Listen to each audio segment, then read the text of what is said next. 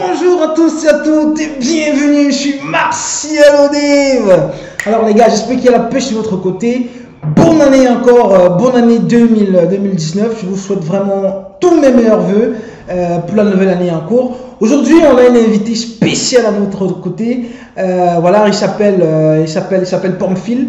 Je vais très rapidement le laisser se présenter. Il va vous parler un peu de son parcours, universitaire, de son parcours professionnel et quelques conseils. Il vous donnera quelques conseils pour tous ceux qui hésitent encore à se lancer dans le monde informatique en général. Donc, alors, monsieur Pamphile, oui, bonjour. Est-ce que tu peux te présenter? Bonjour à toi, Martial. Moi, c'est Pamphile Tagu. Ok. Oui, jeune ingénieur du Polytech de Milan. Ok. Et actuellement, service pour une compagnie allemande qui s'appelle Aldi. Et je fais dans l'e-commerce. Tu fais dans l'e-commerce? Oui. Ok. Alors, Pamphile, est-ce que tu es de quelle nationalité? Camerounais, évidemment. Ah, ok. Et dans quel pays est-ce que tu as fait tes études universitaires? Polytech de Milan. Waouh, l'université de Polytech de Milan. Oui, Oh. où j'ai eu licence en ingénierie informatique, triennale, ça s'appelle ici. Ok. Oui, et bref, et juste après.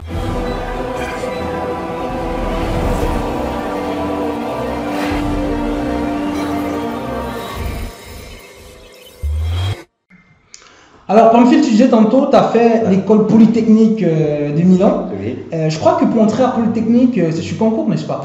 En fait, oui, c'est un petit concours, disons, un test en tout cas, où tu es soumis à des questions de logique, d'anglais, et oui, et auxquelles tu dois répondre.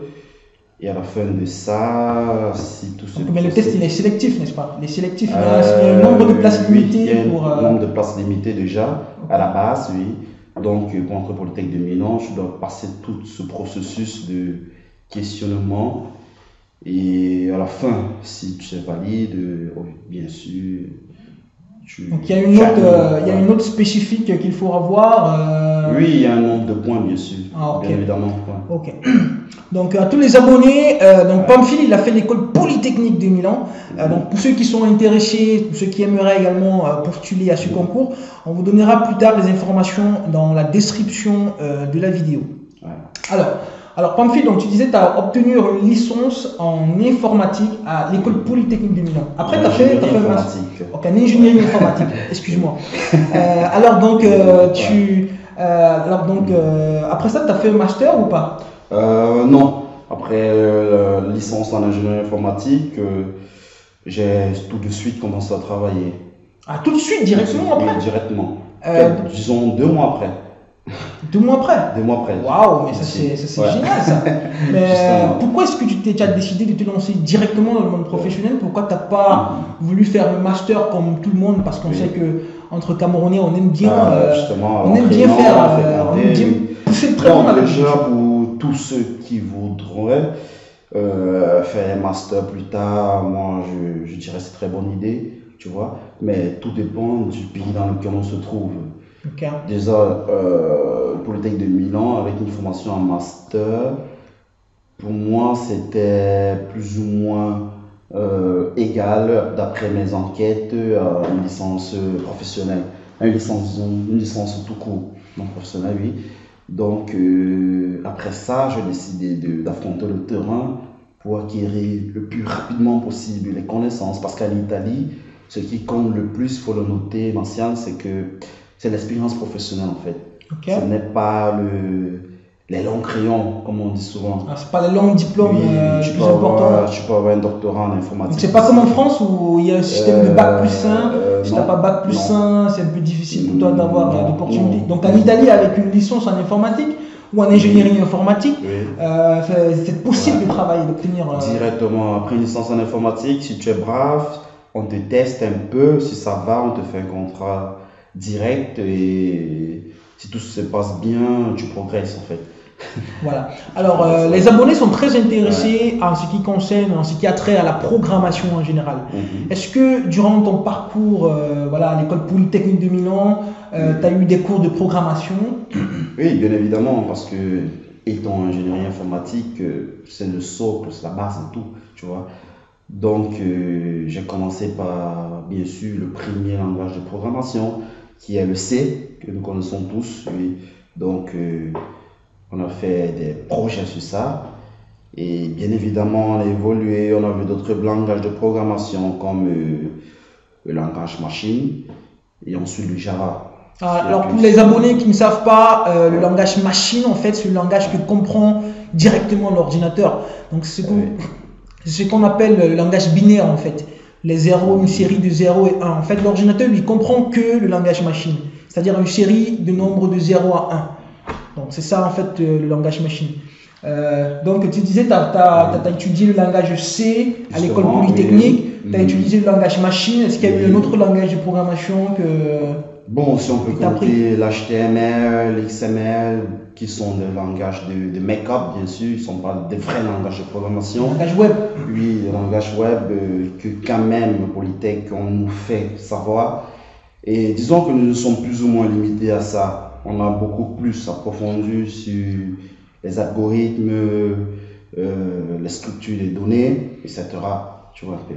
Donc, et les bases de données aussi, bien sûr. Vous n'avez pas fait du Java, vous n'avez pas fait du Python, vous n'avez pas... Non, le Java, non. Le Java, si, pardon. Le Python, non, par contre. Ok. Oui, le Python, j'ai dû l'apprendre à mes propres dépens, par curiosité. Alors, les internautes, merci beaucoup, Pamphile. Alors, les abonnés aimeraient savoir, est-ce qu'au sortir de ta formation à l'école polytechnique de Milan, voilà, tu savais déjà programmer? Oui, bien évidemment, étant donné que j'ai fait ma thèse de licence sur un jeu, un jeu en ligne en Java. En Java? Oui, c'était un jeu de société, ça s'appelle Shipland. Shipland? Oui, justement. Ouais. En quoi consistait ce fameux jeu? Disons, c'était un jeu de société, un jeu interactif, qu'on pouvait le jouer en ligne, où il y avait un berger et ses moutons. Il fallait regrouper le plus possible de moutons possible. Bref, il suffit de faire une petite recherche sur Internet. C'est un jeu réel qui existe, c'est comme le Monopoly à l'exemple. Oui, ok. Est-ce que ton projet de jeu vidéo, est-ce qu'il est accessible? Non, malheureusement, c'est confidentiel, c'est privé. Donc, ok. Aujourd'hui, ça appartient. Mais de toutes les façons, les abonnés, si vous voulez apprendre à développer des jeux vidéo, plus tard sur la chaîne, on fera une série de...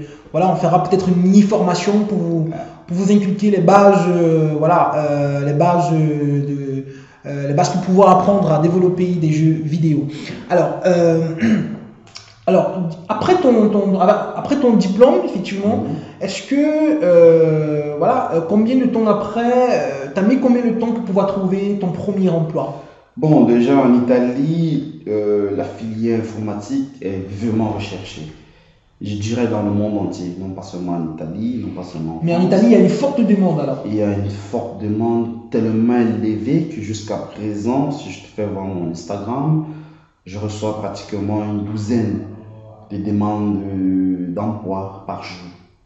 Juste pour citer cela. Une dizaine d'offres d'emploi? Ouais, une dizaine d'offres, pardon. Une dizaine d'offres d'emploi par jour. Ok. Juste pour citer cela, ouais. Waouh, mais ça c'est super! Donc, et pour te dire une anecdote, par exemple, le lendemain du jour où j'ai soutenu, je suis allé faire un entretien. Waouh, ça c'est super, Pamphile.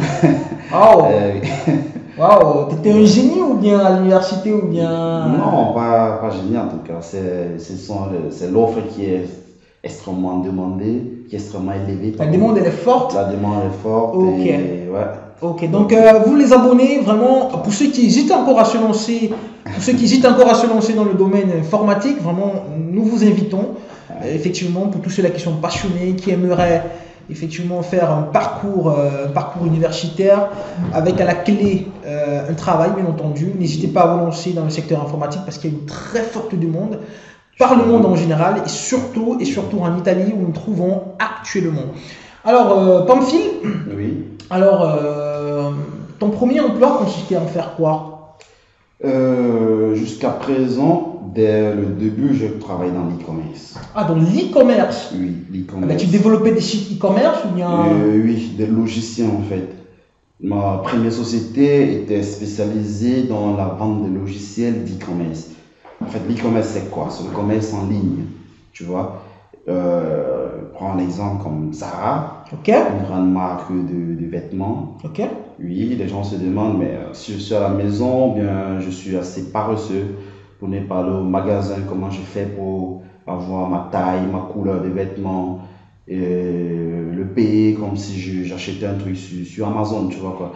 Donc, c'est sur ça que je me suis spécialisé directement après mes études, disons. Mais tu utilisais quel langage de programmation dans ton travail? Bon, l'e-commerce se fait avec les e-commerce plus performants, disons, parce qu'il y en a plusieurs. Ok. Mais le plus performant aujourd'hui sur le marché, c'est Libris.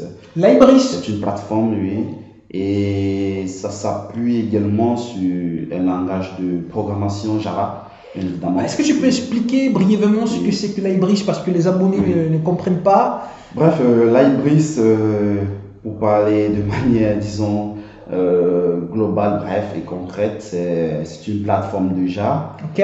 Oui, c'est une plateforme qui fait une intégration en fait, qui intègre plusieurs modules. C'est-à-dire le premier module, plus que tout, c'est le Java, bien évidemment. Ok. Oui, tu as Java qui Le intègre- premier module du Java. Oui, tu as Java, tu as les bases de données. Et ensuite, tu as d'autres services REST. Si les abonnés peuvent savoir ce que c'est, un service REST, oui. Ok. Oui. Bref, c'est un module qui interagit avec d'autres, avec le monde entier, disons. Et oui, et principalement, c'est basé sur la vente en ligne, comme je te disais tout à l'heure. Donc, ça te facilite le stock des articles en magasin. Ça te permet de savoir, ça te permet de faire des promotions, par exemple. Ok. Oui, ça te permet d'établir un prix pour les articles automatiquement. Ok, merci Pamphile. Alors, à vous mes chers abonnés, on vous mettra dans la description toutes les informations concernant la plateforme Ibris. Ok. Ouais. Donc maintenant, on continue. Alors, tu disais tantôt, c'est toujours la position que tu... alors, tu as conservé ton emploi jusqu'à maintenant ou bien tu as changé? Non, je vais changer, disons, je vais changer. Après combien de temps à peu près? J'ai fait, je crois, 2 ans et demi où j'étais avant, oui. Juste après m'être diplômé, comme je te disais tout à l'heure, oui. Tu as fait 2 ans et demi dans ta première boîte? Oui, dans ma première boîte, oui. Et j'ai changé, ça fait presque 6 mois. Ok. Oui. En juin, je crois. Donc maintenant qu'est-ce que tu fais dans ton nouveau travail? Tu fais quoi? Oui, disons que actuellement, déjà comme position, je suis technical lead. C'est technical leader. Oui. C'est quoi une technical leader? Un technical lead, c'est, disons, quelqu'un à qui on peut se référer quand on a des problèmes techniques, comme son nom l'indique simplement. Ah, ok. Donc, Ouais. Pamphile est un technical leader dans sa compagnie où il travaille actuellement. En fait, un technical leader, comme il expliquait tantôt, c'est quelqu'un à qui on se réfère pour toutes les difficultés techniques. Donc, Pamphile, est-ce que tu gères une équipe dans ton entreprise, Oui, dans la boîte bien dans laquelle évidemment, tu travailles? oui. Bon, gérer pas dans son intégralité, disons, parce que les postes sont évidemment structurés. Il y a un project manager, ensuite il y a un team leader, et le team leader, disons que c'est lui qui gère toute l'équipe en fait. Wow. Et après, il y a le technical lead à qui on se réfère quand on a des difficultés, quand on ne parvient pas à aller de l'avant, quand on est bloqué. On se réfère à lui, on lui demande, mais écoute, on peut faire ça comment? Et Mais écoute, Pamphile, quelles sont les difficultés que tu as rencontrées depuis que tu es sorti de l'école polytechnique de Milan? Est-ce que tout de suite, voilà, c'était très facile pour toi de répondre aux besoins de l'entreprise pour laquelle tu travaillais? Évidemment, non, ça, bref, je dirais non, ça n'existe pas. Parce que disons que l'université et le travail, c'est deux.